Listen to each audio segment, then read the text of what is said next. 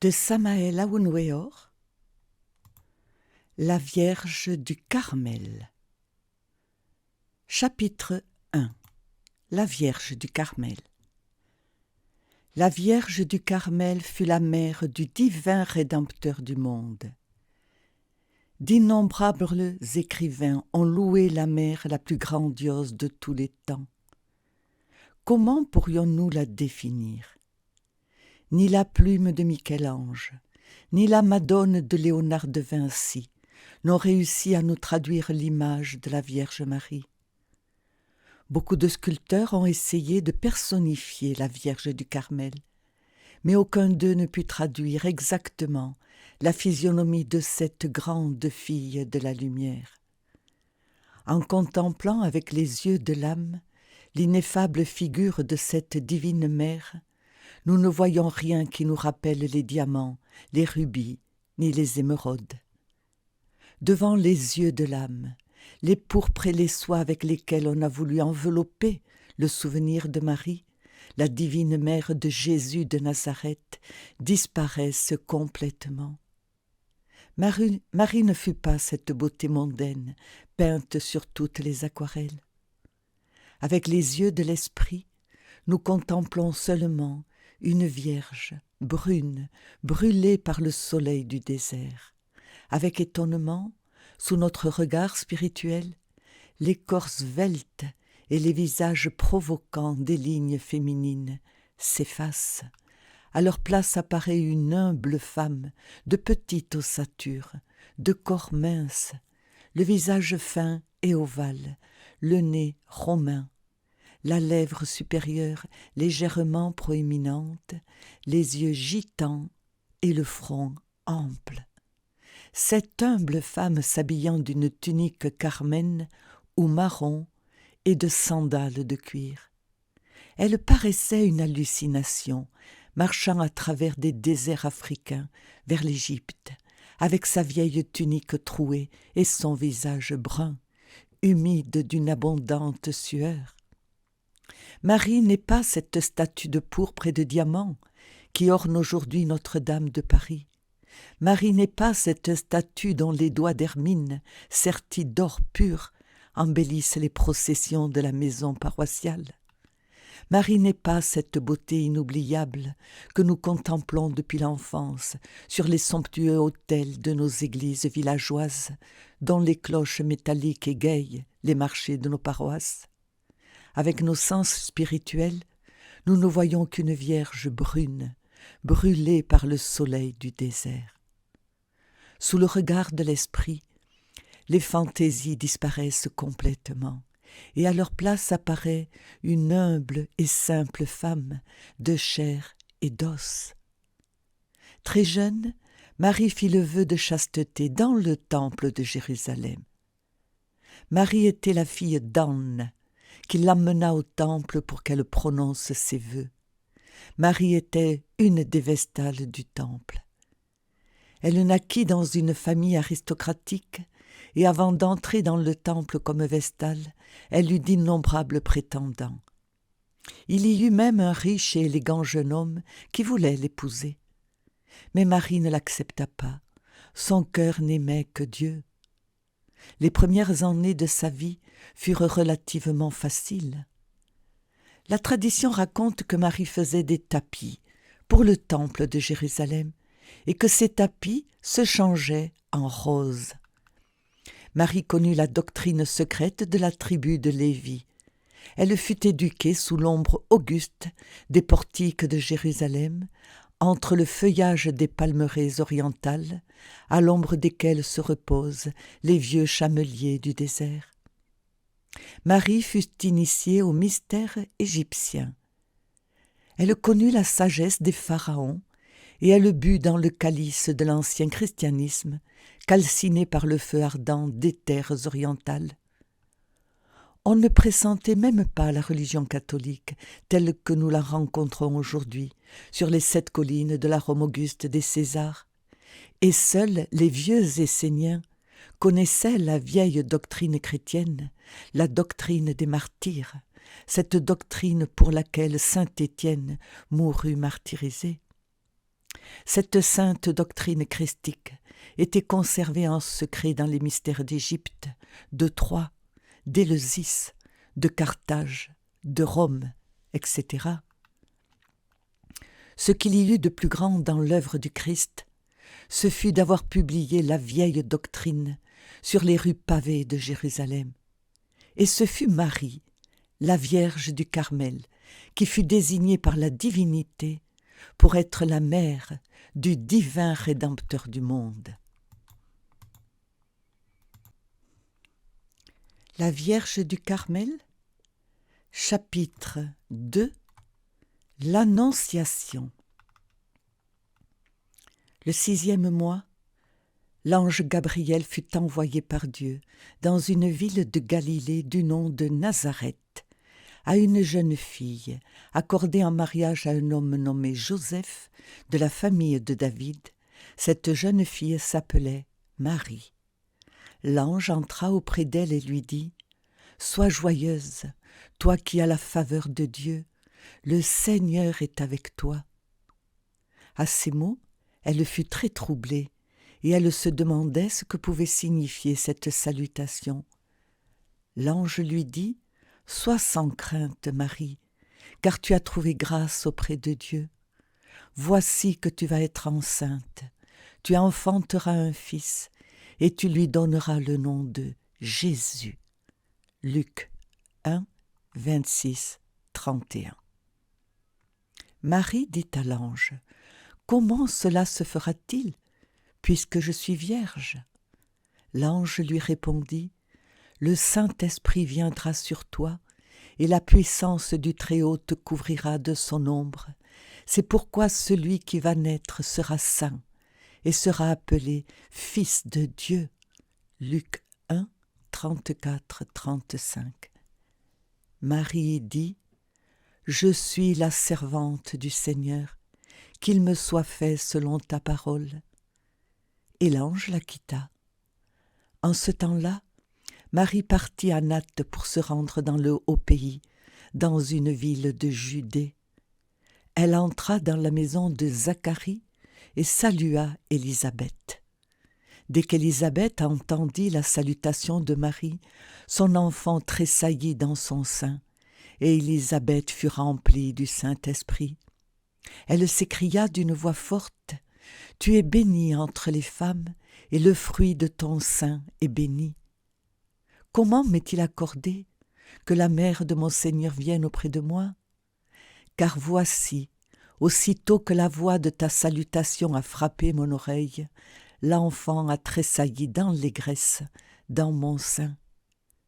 Heureuse celle qui a cru, parce que les choses qui lui ont été dites de la part du Seigneur auront leur accomplissement. » Alors Marie dit : « Mon âme exalte le Seigneur, et mon esprit se réjouit en Dieu mon Sauveur, parce qu'il a porté son regard sur son humble servante.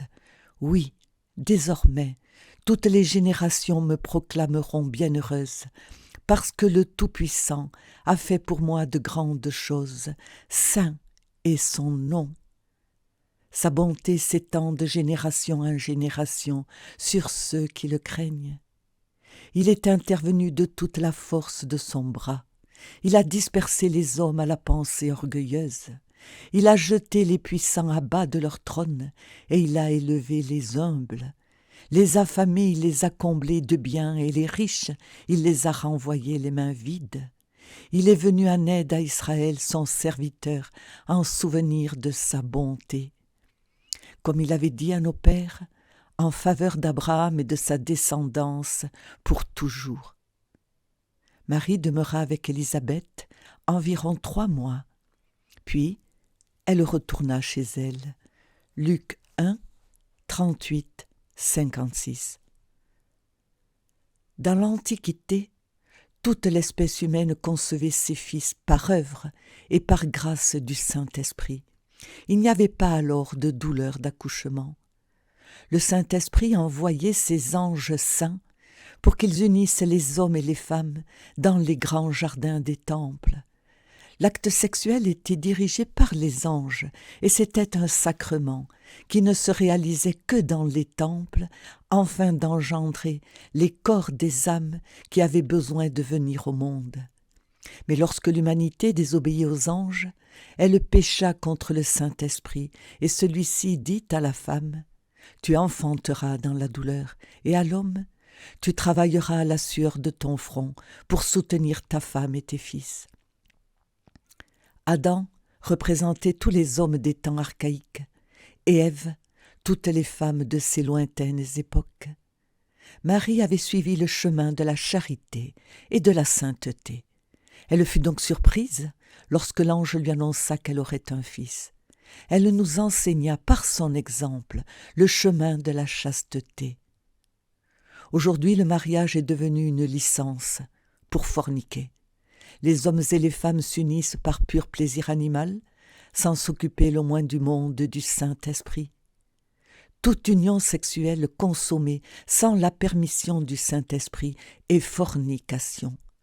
Mais les êtres humains de cette époque-ci ne veulent pas comprendre parce qu'ils se sont éloignés de la vieille doctrine que connaissait la Vierge Marie, mère de Jésus, et que le Christ prêchait dans les murs victorieux de Sion.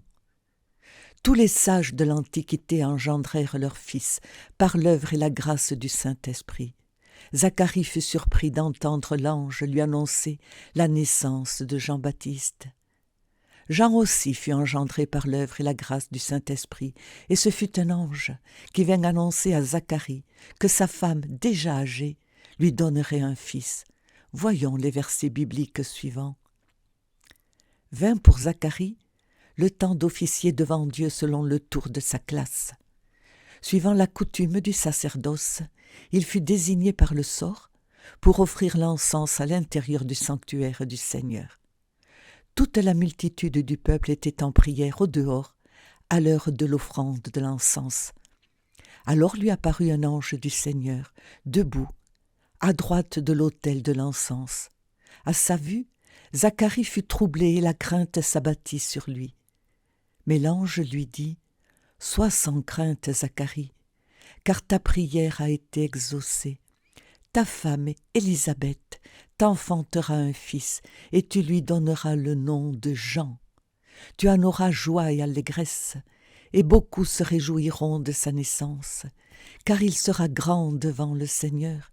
Il ne boira ni vin, ni boisson fermentée, et il sera rempli du Saint-Esprit dès le sein de sa mère. » Luc 1, 8, 15.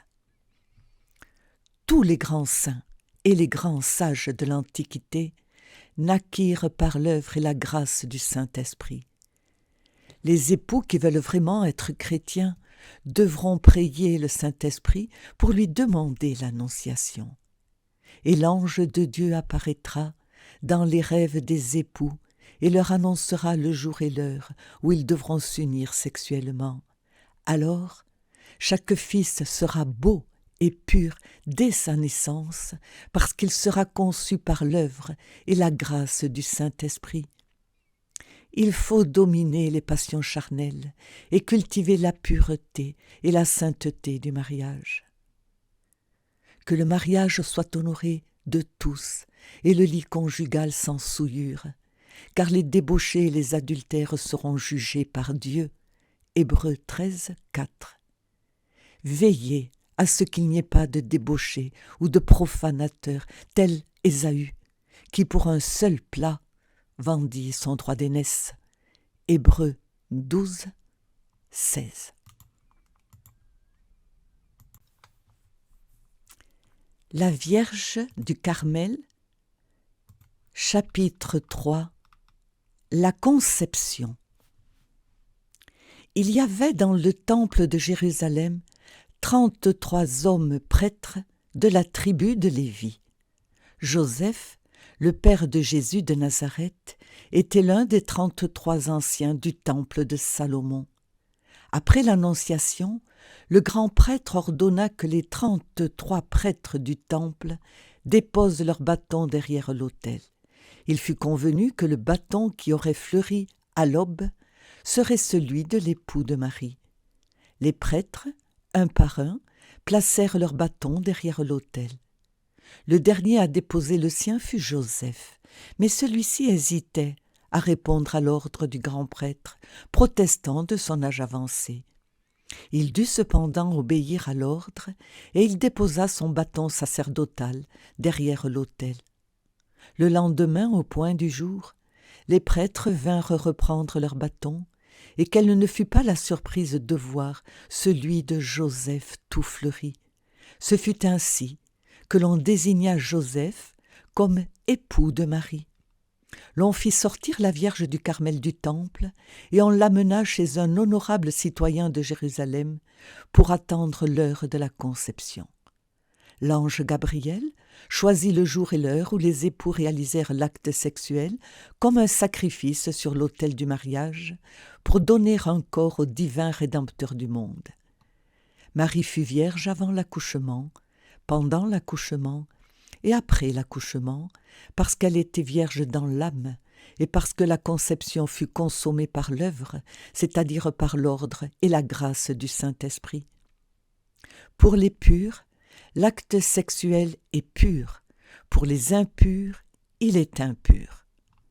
Si nous regardons l'acte sexuel avec les yeux d'ange, il est angélique. Si nous le regardons avec les yeux pleins de malice, il est démoniaque.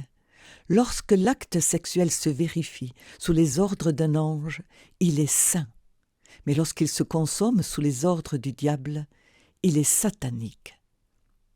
Marie n'eut pas de douleur à l'accouchement, parce qu'elle conçut son fils par l'ordre et la grâce du Saint-Esprit, et tous les époux et épouses du monde qui peuvent imiter Marie et Joseph concevront leur fils sous l'ordre et la grâce du Saint-Esprit, sans forniquer. C'est la merveilleuse clé qui permettra que naissent des enfants intelligents et pleins de beauté. L'important est de savoir s'abstenir et de prier le Saint-Esprit et son ange quotidiennement pour qu'il nous fasse participants de l'Annonciation. Alors, l'ange du Seigneur révélera en rêve le jour et l'heure propice pour que les époux puissent vérifier l'acte sacré de la fécondation. Cette conception du Saint-Esprit convertira chaque foyer en un paradis. Les désenchantements amoureux disparaîtront et il y aura la félicité. Chaque oraison à l'ange Gabriel se fera ainsi. Seigneur Tout-Puissant, si tu daignes regarder la misère de ta servante, te souvenir de moi, ne pas m'oublier et me donner un fils, je te le donnerai au Seigneur pour tous les jours de sa vie, et le rasoir ne passera pas sur sa tête. 1 Samuel 1, 11. La Vierge du Carmel, chapitre 4. Le mont. Nous sommes des âmes possédant un corps, mais le corps n'est que l'habit de l'âme. Le corps ne pense pas, c'est l'âme qui pense. Le corps n'aime pas, c'est l'âme qui aime. Le corps ne désire pas, c'est l'âme qui désire. Le corps n'est qu'un costume de l'âme. Durant le sommeil, l'âme quitte le corps et rend visite à tous les endroits qui lui sont familiers. Pendant le sommeil, l'âme erre sur le mont sacré dont nous parlerons les saints évangiles. La Bible nous parle du mont dans les versets suivants. Environ 8 jours après avoir prononcé ces paroles, Jésus prit avec lui Pierre, Jean et Jacques, et il gravit la montagne pour prier. Pendant qu'il priait, l'aspect de son visage devint autre, et son vêtement devint d'une blancheur éblouissante. Voici que 2 hommes s'entretenaient avec lui. C'étaient Moïse et Élie, apparus dans la gloire. Ils parlaient de son départ qui allait s'accomplir à Jérusalem. Pierre et ses compagnons étaient accablés de sommeil, mais restant éveillés, ils virent la gloire de Jésus et les 2 hommes à ses côtés. Ces derniers s'éloignaient de lui quand Pierre dit à Jésus, « Maître, il est bon que nous soyons ici. Dressons 3 tentes, une pour toi, une pour Moïse et une pour Élie. Il ne savait pas ce qu'il disait. Pierre n'avait pas fini de parler qu'une nuée survint et les couvrit de son ombre. Ils furent saisis de frayeur lorsqu'ils y pénétrèrent. Et de la nuée une voix se fit entendre. « Celui-ci est mon fils, celui que j'ai choisi, écoutez-le. » Et pendant que la voix se faisait entendre, il n'y avait plus que Jésus, seul. Les disciples gardèrent le silence, et en ces jours-là, ils ne rapportèrent à personne rien de ce qu'ils avaient vu. Le lendemain, quand ils descendirent de la montagne, une grande foule vint à la rencontre de Jésus. Luc 9, 28, 37. Ce mont dont parlent les évangiles, c'est l'espace. Pendant le sommeil, toutes les âmes errent sur le mont. Elles visitent différents lieux et elles vont converser avec les anges. Lorsqu'il est dit que le Christ, Pierre, Jean et Jacques montèrent sur le mont pour prier et que le Christ se transfigura en leur présence, nous devons comprendre que les corps de chair et d'os dormaient, tandis que leurs âmes priaient hors du corps sur le mont. Tout être humain peut visiter le mont à volonté. L'important est de comprendre que nous sommes des âmes qui ont un corps duquel nous pouvons entrer et sortir à volonté. Tout chrétien doit apprendre à sortir du corps à volonté. La formule est la suivante. Couchez-vous sur votre lit, assoupissez-vous, et lorsque vous vous trouvez endormi, levez-vous du lit doucement en faisant attention de ne pas sortir du sommeil. Ensuite, sortez de votre chambre, faites un petit saut avec l'intention de flotter et ainsi, en volant, chacun peut aller où son cœur l'emmène. La mère peut aller voir son fils loin de la maison et elle peut parler avec lui. L'époux peut visiter sa compagne éloignée et elle peut faire la même chose. Ce n'est pas une pratique mentale, ce n'est pas une affaire mentale. Lorsque nous disons que le chrétien doit se lever de son lit en douceur, il doit le faire, mais en prenant soin du sommeil, parce que le pouvoir d'aller sur le mont réside dans le sommeil. L'important est de vaincre la paresse, de se lever de son lit au moment de dormir. Sur le mont, toutes les âmes peuvent converser avec la Vierge du Carmel et avec le Fils chéri de ses entrailles. La très sainte Vierge du Carmel pleure pour toutes les femmes et veille sur tous les humains. Sur le mont, la Vierge du Carmel apparaît vêtue de sa tunique carmène. Elle porte sur sa tête un manteau carmène ou marron. Elle tient un scapulaire dans ses mains et une couronne ceint son front. C'est la Vierge brune, la Vierge du mont. La Vierge du Carmel, chapitre 5. Le discernement. Nous avons dit dans le chapitre antérieur que lorsque le corps dort, l'âme erre sur le mont sacré. L'âme fait, durant les heures de sommeil, les mêmes travaux et vaque aux mêmes occupations que pendant la journée. Les commerçants, hors du corps, vendent et achètent dans leurs magasins sans se rendre compte qu'ils sont hors du corps. Pendant le sommeil, nous voyons les âmes des couturiers, des mécaniciens, des épiciers, des vendeurs ambulants, etc., s'occupant des mêmes travaux et nécessités que dans la journée. Ces âmes sont endormies, convaincues qu'elles se trouvent dans leur corps de chair et d'os. Et lorsque quelqu'un leur dit qu'elles sont hors de leur corps, elles ne le croient pas et elles se moquent. Si les âmes se rendaient compte qu'elles ne sont pas dans leur corps, elles pourraient alors se transporter à n'importe quel coin du monde en quelques instants. L'épouse qui souffre de son époux absent de la maison peut aller le voir sans être vue. La mère dont le fils est absent peut aller lui rendre visite et se rendre compte de son état. L'important est de connaître la formule, le secret, pour se rendre compte que nous sommes hors du corps physique. Cette formule est le discernement. Durant le jour, nous devons nous poser cette question: suis-je dans mon corps? Suis-je hors de mon corps? Faites alors un petit saut avec l'intention de flotter dans l'espace. Si vous flottez, c'est que vous êtes hors de votre corps. Ainsi suspendu dans l'espace, dirigez-vous où votre cœur vous amènera. Cette question, vous devez vous la poser en présence de n'importe quelle chose curieuse. Supposons que vous marchiez dans la rue et que vous rencontriez un ami perdu de vue depuis longtemps, demandez-vous alors: suis-je dans mon corps ou hors de mon corps? Faites un petit saut avec l'intention de flotter. Si vous flottez, c'est parce que votre corps est endormi dans votre lit et que vous en êtes sorti. Dirigez-vous alors où votre cœur vous emmènera, chez l'être aimé, chez le Fils loin de la maison, chez l'être absent.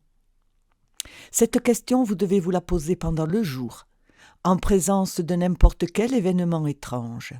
Un tumulte, un objet rare, une rencontre avec un défaut, avec un ami lointain, enfin, en présence de n'importe quel petit détail sans importance. Cette formule du discernement doit se pratiquer le jour, à chaque pas, à chaque instant, pour qu'elle se grave dans notre âme et agisse dans le rêve. Tout ce que nous faisons dans la journée, nous le faisons aussi en rêve. Et si vous vous habituez à cette pratique durant le jour, alors vous la pratiquerez aussi dans le sommeil, lorsque votre âme est hors du corps. Et alors, en se posant la question, vous ferez un petit saut, comme pendant la journée, et votre conscience se réveillera et flottera dans l'espace. Vous pourrez rendre visite aux êtres chers éloignés, à la mère dont vous n'avez pas reçu de nouvelles, etc. L'âme pendant le sommeil est hors du corps. L'important est que l'âme se rende compte qu'elle est hors du corps pour pouvoir visiter n'importe quel lieu. C'est la clé du discernement. Si hors du corps nous invoquons avec le cœur pur la Vierge du Carmel, alors la divine mère du Nazaréen accourra à notre appel et nous pourrons parler avec elle. Si hors du corps nous invoquons l'ange Gabriel pour lui demander l'annonciation, il pourra dire à l'épouse et à l'époux quel jour et à quelle heure ils devront unir leur corps. Les femmes pourraient ainsi concevoir leur enfant par l'œuvre et la grâce du Saint-Esprit, c'est-à-dire par l'ordre du Saint-Esprit. Les hommes peuvent converser avec les anges pendant le sommeil. Chaque femme, chaque enfant, chaque vieillard peut parler avec les anges pendant le sommeil. Hors du corps, nous pouvons invoquer les anges et ceux-ci accourent à notre appel pour nous enseigner la parole de Dieu.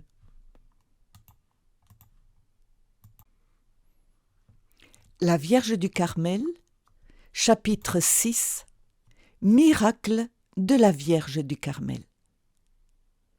Nous tous qui connaissons la mort, nous savons que la Vierge du Carmel est une travailleuse infatigable.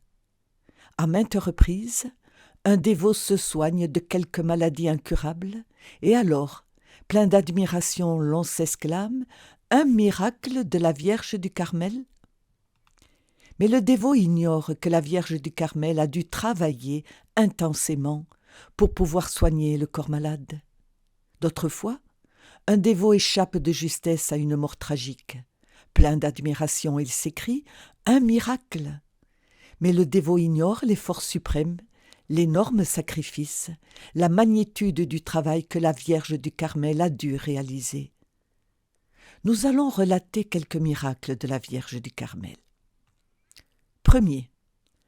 Alfred Bello échappe à la noyade dans une goélette en implorant la Vierge du Carmel.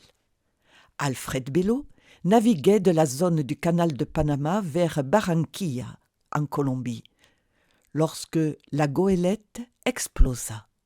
Le navire disparut dans les eaux farouches de la mer.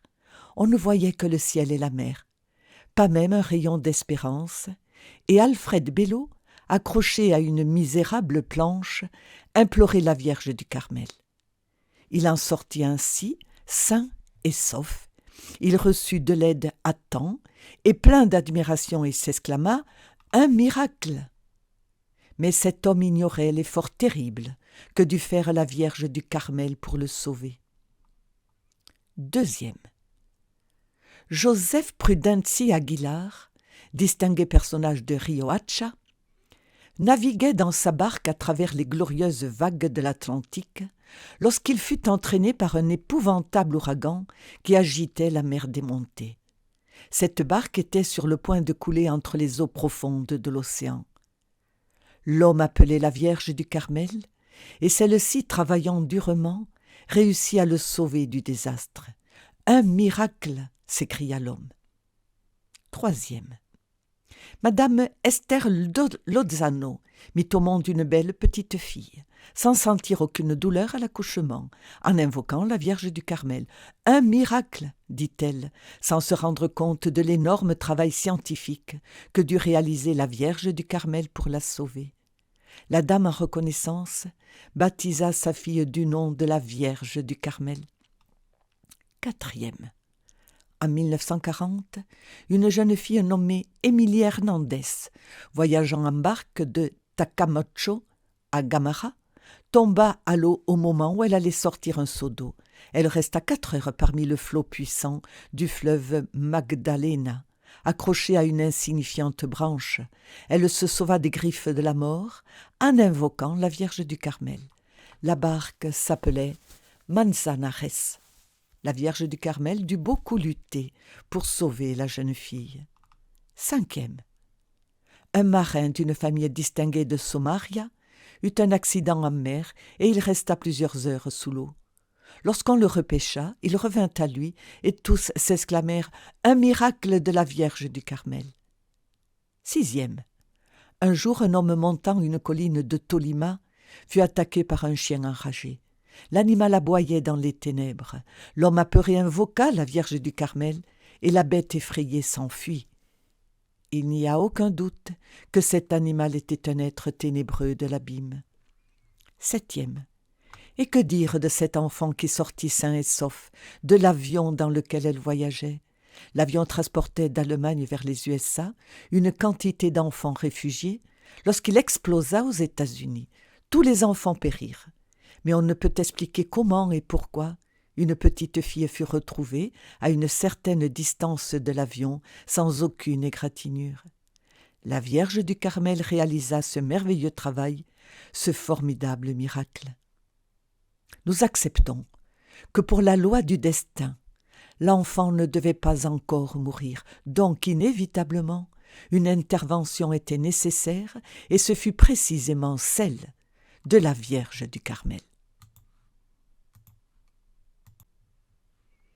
La Vierge du Carmel, chapitre 7. La nature. La nature est une mère toujours vierge. La nature est toujours vierge et toujours mère. La nature est une mère austère et généreuse. La conscience de la nature enseigne au petit oiseau timide comment construire son nid. La conscience de la nature palpite dans le cœur de l'arbre, dans le cœur du petit ver qui rampe sur la terre, dans le cœur de l'aigle qui fièrement bat des ailes, intrépide, au-dessus des gigantesques pics de granit qui se découpent avec leurs tours crénelées dans le bleu du ciel. La conscience de la nature enseigne à l'enfant à chercher le sein de sa mère et à l'oiseau comment voler. La conscience de la nature donne forme à toutes les choses, organise les pétales des fleurs qui embaument l'air de leur parfum, elle ordonne le mouvement des astres dans la magnifique orchestration de l'infini. La nature est une mère austère et amoureuse. Lorsque nous pénétrons sur le mont, nous la voyons à l'intérieur de son magnifique temple avec sa couronne d'or et sa tunique blanche resplendissante en train de gouverner les éléments en lutte.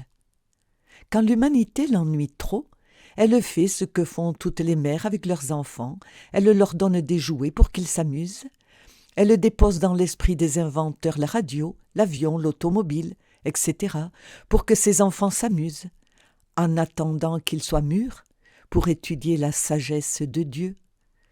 Tous les anges innocents de la terre, de l'eau, de l'air et du feu, obéissent à la déesse bénie, mère du monde. Marie, Adonia, Insoberte, Isis, Astarté ont toujours symbolisé la Vierge céleste de la nature. La nature est un grand atelier où Dieu travaille. La nature est le temple de la Vierge Mère du monde. La Vierge du Carmel, chapitre 8, l'Église gnostique. Maintenant, nous allons enseigner aux dévots de la Vierge du Carmel le chemin du vrai christianisme. Étudions le 3e chapitre de la première épître de l'apôtre saint Paul à Timothée. Voyons. Elle est digne de confiance, cette parole. Si quelqu'un aspire à l'épiscopat, c'est une belle tâche qu'il désire. Aussi, faut-il que l'épiscope soit irréprochable, mari d'une seule femme, sobre, pondéré, de bonne tenue, hospitalier, capable d'enseigner, ni buveur ni batailleur, mais doux, qu'il ne soit ni querelleur ni cupide, qu'il sache bien gouverner sa propre maison et tenir ses enfants dans la soumission, en toute dignité. Quelqu'un, en effet, qui ne saurait gouverner sa propre maison, comment prendrait-il soin d'une église de Dieu ? Que ce ne soit pas un nouveau converti, de peur qu'il ne tombe, aveuglé par l'orgueil, sous la condamnation portée contre le diable. Il faut de plus que ceux du dehors lui rendent un beau témoignage, afin qu'il ne tombe dans l'opprobre en même temps que dans les filets du diable. Les diacres, pareillement, doivent être dignes, n'avoir qu'une parole, ne pas s'adonner au vin, ni rechercher des gains honteux, qu'ils gardent le mystère de la foi dans une conscience pure, qu'eux aussi soient d'abord mis à l'épreuve. Ensuite, si on n'a rien à leur reprocher, ils exerceront le ministère du diaconat. Les femmes, pareillement, doivent être dignes, point médisantes, sobres, fidèles en toutes choses. Que les diacres soient maris d'une seule femme, qu'ils gouvernent bien leurs enfants et leur propre maison, car ceux qui exercent bien le ministère de diacre s'acquièrent un beau rang ainsi qu'une grande assurance fondée sur la foi qui est dans le Christ Jésus. Je t'écris cela, tout en espérant te rejoindre bientôt. Toutefois, si je tardais, tu sauras aussi comment te conduire dans la maison de Dieu, qui est l'Église de Dieu vivant, colonne et soutien de la vérité. Assurément, il est grand le mystère de la piété. Il a été manifesté dans la chair, justifié par l'Esprit, contemplé par les anges, proclamé chez les païens, cru dans le monde, exalté dans la gloire. 1 Timothée 3. Ceci est l'épître de l'apôtre saint Paul à saint Timothée, homme pieux et craignant Dieu. Ceci est la sainte doctrine de saint Augustin, de saint Thomas, de Clément d'Alexandrie, d'Hippolyte, d'Épiphane, de Carpocrate, qui fonda plusieurs couvents en Espagne, de Tertullien, de saint Ambroise, de saint Stéphane, de saint Justin, etc. C'est la vieille doctrine que le Christ enseigna en secret à ses 70 disciples et pour laquelle les saints de Jérusalem furent poursuivis. C'est la doctrine des grands princes de l'Église. C'est la doctrine des gnostiques, à laquelle appartenaient les hauts dignitaires de l'Église catholique gnostique primitive. C'est l'ancien christianisme que Paul prédit à Rome lorsqu'il arriva chargé de chaînes. C'est le christianisme que la Vierge du Carmel étudia à l'ombre auguste du temple de Jérusalem. Voyons quelques autres enseignements de l'apôtre saint Paul. Recherchez l'amour, aspirez au don de l'esprit, surtout à la prophétie, car celui qui parle en langue ne parle pas aux hommes, mais à Dieu. Personne ne le comprend. Son esprit énonce des choses mystérieuses, mais celui qui prophétise parle aux hommes. il édifie, il exhorte, il encourage. Celui qui parle en langue s'édifie. L'assemblée. Je souhaite que vous parliez tous en langue, mais je préfère que vous prophétisiez. Celui qui prophétise est supérieur à celui qui parle en langue, à moins que ce dernier n'en donne l'interprétation pour que l'assemblée soit édifiée. 1 Corinthiens 14, 1, 5. Ainsi donc, saint Paul de Tarse conseille à tous les bons chrétiens de pratiquer la charité, de procurer les dons spirituels et surtout la prophétisation. Parle-t-on en langue? Que deux le fassent, trois au plus, et l'un après l'autre, et que quelqu'un interprète. S'il n'y a pas d'interprète, que le frère se taise dans l'assemblée, qu'il se parle à lui-même et à Dieu. Quant aux prophéties, que deux ou trois prennent la parole et que les autres jugent. Si un assistant reçoit une révélation, celui qui parle doit se taire.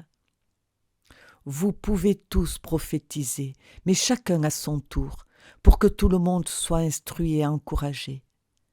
Le prophète est maître de l'esprit prophétique qui l'anime, car Dieu n'est pas un Dieu de désordre, mais un Dieu de paix. Comment cela se fait dans toutes les églises des saints? Que les femmes se taisent dans les assemblées. La parole de Dieu a-t-elle chez vous son point de départ? Êtes-vous les seuls à l'avoir reçue? Si quelqu'un croit être prophète ou inspiré, qu'il reconnaisse dans ce que je vous écris un commandement du Seigneur. Si quelqu'un ne le reconnaît pas, c'est que Dieu ne le connaît pas. Ainsi, mes frères, aspirez au don de prophétie et n'empêchez pas qu'on parle en langue, mais que tout se fasse convenablement et avec ordre. 1 Corinthiens 14, 27-40. Chaque bon chrétien peut recevoir le Saint-Esprit et prophétiser, mais celui qui veut devenir prophète doit devenir complètement chaste et saint. L'Église de notre Seigneur Jésus-Christ n'est pas de ce monde. Lui-même dit « Mon royaume n'est pas de ce monde ».